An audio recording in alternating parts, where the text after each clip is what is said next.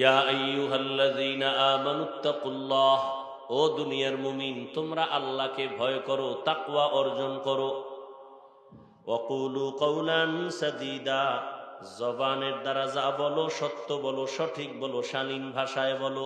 লাভ, ইউসলিহ লাকুম আ'মালাকুম, এক নাম্বার লাভ, জীবনের টুটা ফাটা আমল তোমার কবুল হয়ে যাবে। ওয়া ইয়াগফির লাকুম যুনুবাকুম, দ্বিতীয় লাভ হলো তোমার জীবনের সব গুনাহ আল্লাহ মাফ করে দিবেন।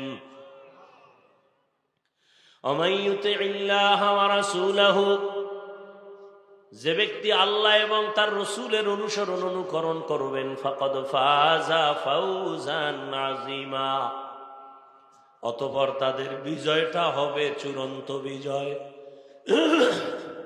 অর্থাৎ তারা বিনা হিসাবে জান্নাতি। কারা? যারা আল্লাহর এই দুইটা আদেশ মানবে। এক নম্বরে আল্লাহকে ভয় করবে, দ্বিতীয় জবানকে কন্ট্রোল করবে। নগদ দুই পুরস্কার, জীবনের আমল কবুল, জীবনের গুনাহ মাফ। পরিণামে আর কি? যারা নবী এবং আল্লাহর অনুসরণ করবে তারা বিনা হিসাবে জান্নাতি। হাদিসে পাকে নবী বলেন, কুল্লু উম্মতি ইয়াদখুলুনাল জান্নাতা ইল্লা মান আবা, সব উম্মতেরা জান্নাতে যাবে, যারা আমি মুহাম্মদ রে মানে না তারা যাবে না। কিলা মান আবা, সাহাবায়ে কেরাম প্রশ্ন করলেন, ইয়া রাসূলুল্লাহ, আপনাকে মানে না তারা কারা?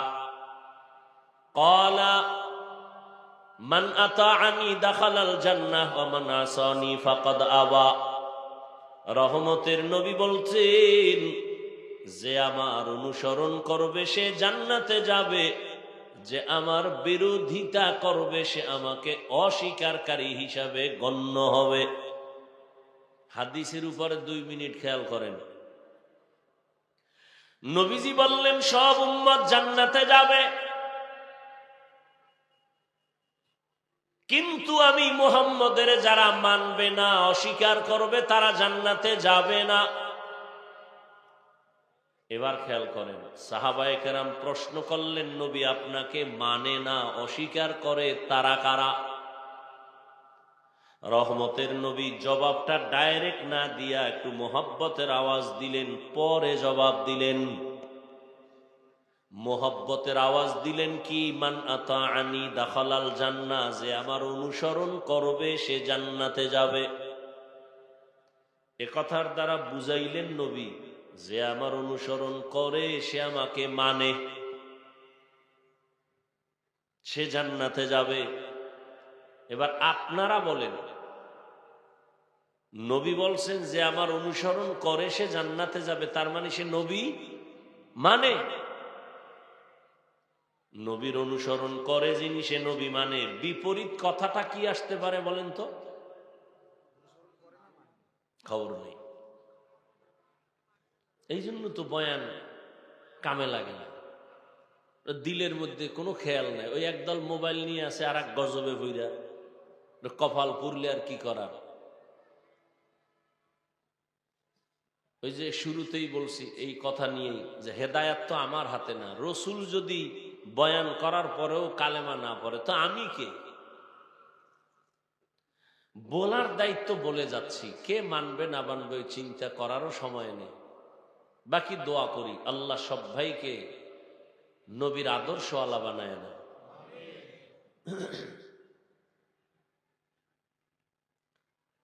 নবী বললেন, যে আমার অনুসরণ করবে সে জান্নাতে যাবে। বিপরীত কথা কি দাঁড়ায়? যে অনুসরণ করবে না সে জান্নাতে। কিন্তু নবী এ কথা বলেননি, আমার অনুসরণ করবে না সে জাহান্নামে যাবে। নবী এ কথা, নবী কি বলছেন?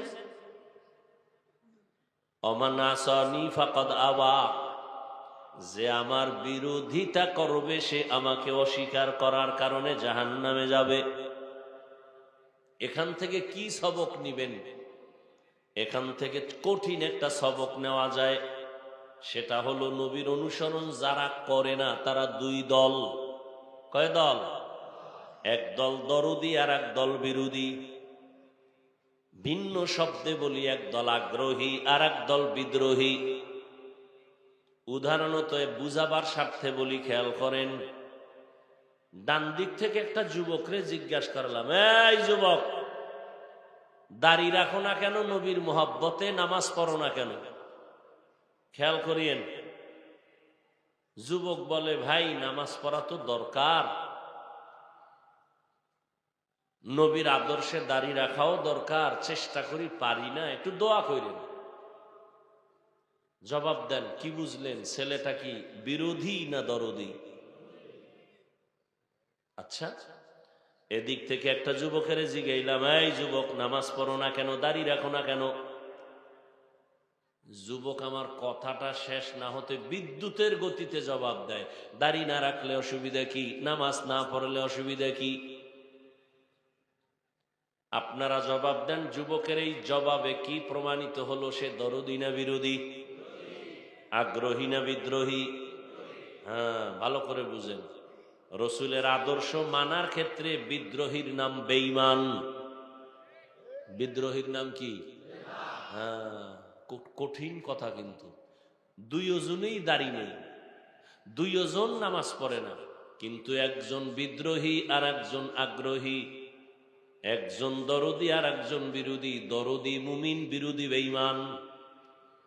কত কঠিন, কিন্তু কঠিন কথা। আরো ভালো করে বুঝেন। একজনে দাড়ি রাখে না আর একজনে দাড়ি পছন্দই করে না। দুইজনে এক। একজন মুমিন আর একটা তাজা বেঈমান। একজনে নামাজ পড়ে না, সে মুমিন, আর একজনে নামাজ পছন্দ করে না, সে বেঈমান। ব্যবধান আছে না নেই? অতএব দাড়ি নাই দেখলে গালি দেওয়া যাবে না। কেন? আগে বুঝতে হবে সে কি দরদি না বিরোধী। আগে বুঝতে হবে। একজনে নামাজ পড়ে না, তাকে গালি দেওয়া যাবে না। আগে বুঝো লোকটা আগ্রহী না বিদ্রোহী। আগ্রহী হলে মুমিন, বিদ্রোহী হলে বেঈমান। যে নামাজ পড়ে না তাকে গালি দেয়া যাবে না, যে নামাজ পছন্দ করে না তাকে ছাড় দেওয়া যাবে না, সুযোগ পেলেই জুতার বাড়ি। ও বেঈমান। একজনে রাজনীতি, কোরআনের রাজনীতি করে না। কোরআনের রাজনীতি আসেনি? আপনারা তো আমগো থেকে অনেক উচ্চ লেভেলের শিক্ষিত। আপনারা কি পরিমাণ ওয়াজ যে করেন, চিন্তা করলাম এই মাদ্রাসায় পড়ে কি ঠকলাম। কারণ 20 বছর মাদ্রাসায় আডার রুটি ডাউলের পানি খাইয়া জীবনটা শেষ। 24 ঘন্টা কোরআন হাদিস, কোরআন হাদিস, কোরআন হাদিস, সারাটা জিন্দেগি শেষ করলাম কোরআন হাদিস রিসার্চ করে। এখন আমগো সুদখোরেরা বয়ান শিখায়, তাই মাদ্রাসায় পড়লাম কি করতে?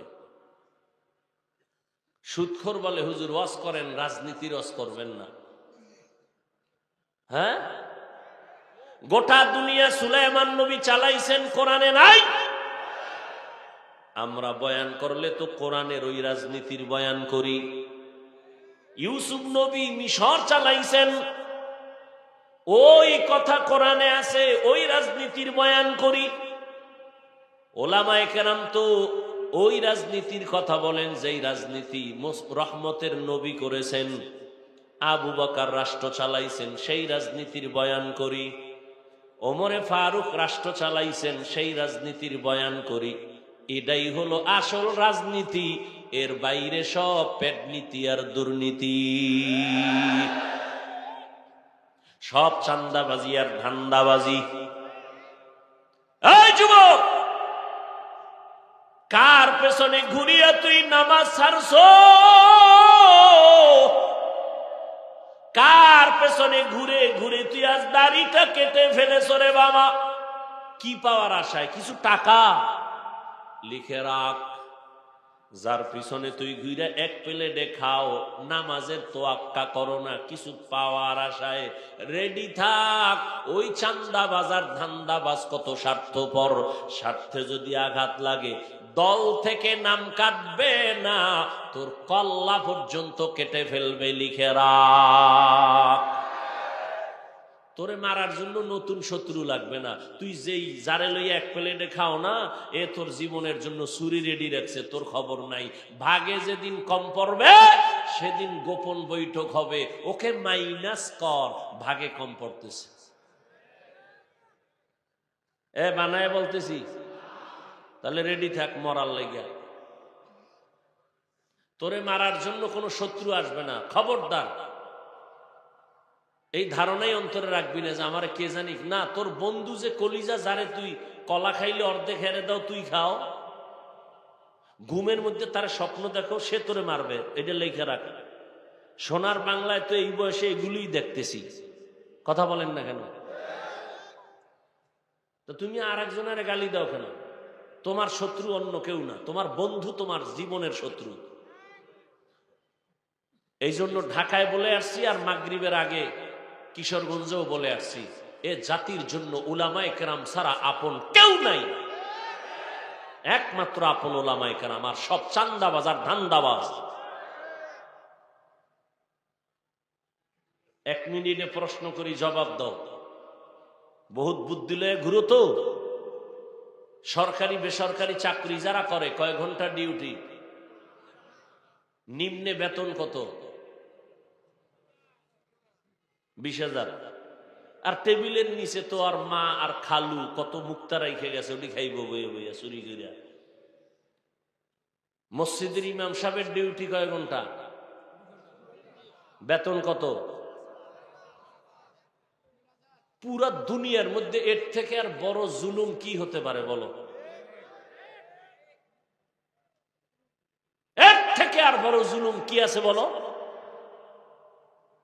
8 ঘন্টা ডিউটি করিয়া বেতন 20,000, আর ইমাম সাহেবের 24 ঘন্টা ডিউটি, বেতন 5,000, তাও রিমান্ডে রাখে। এক ওয়াক্ত নামাজে না থাকলেই রিক্সা ড্রাইভার কয়, হুজুর গেছিলেন কই? ইমাম সাহেব কয়, কে তুমি? আমি রিক্সার ড্রাইভার। এত পাওয়ার? 5 টাকা বেতন দেই মাসে। সভাপতি দেয় কত? কয় 100 টাকা। মাসে মাসে কয় না, 6 মাস বাকি। সেক্রেটারি কত দেয়? 50। সভাপতির উপরে দেওয়া যাইব না, বেদবি হবে, এই জন্য উনি দেয় 50। আমি বানায় বলতেছি, হ্যাঁ, কপাল পুড়ছে এই জাতির। কেন? শিয়ালের হাতে মুরগি দিছে আমানত। শিয়ালের কয় 3 দিন পরে নেমু। শিয়াল কয় 1 সেকেন্ড টোনা, দোয়াও চাই, মাফও চাই, জেন্দাও দেওয়া যাবে না, মরাও না, এটা আমার ফ্যাটের ভিতরে আমানত আছে, কি মা হয়া। শিয়ালের হাতে মুরগি দিলে যা হবে, সুদখোর ঘুষখোর হারামখোরের হাতে ধর্মের চাবি দিলে তাই হবে।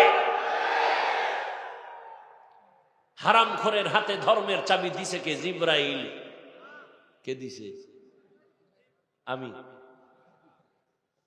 আমরা কইতে লজ্জা লাগে। ভোটের আগে পায়খানা খাইছো প্রার্থীর থেকে টাকার নামে, লজ্জা লাগে নাই? নিমক হারাম বেহায়া কোথাকার। বাথরুমে ঢুইকা 10 গ্রাম পায়খানা খাইয়া সৈয়দপুরের দোকানে যাইয়া হালাল সাবান কিনা কুলি করলে গন্ধ থাকতো না। কিন্তু যারা ভোটের আগে টাকা খাইছো, জাহান্নামের আগুন ছাড়া গন্ধ যাবে না, লিখে রাখো।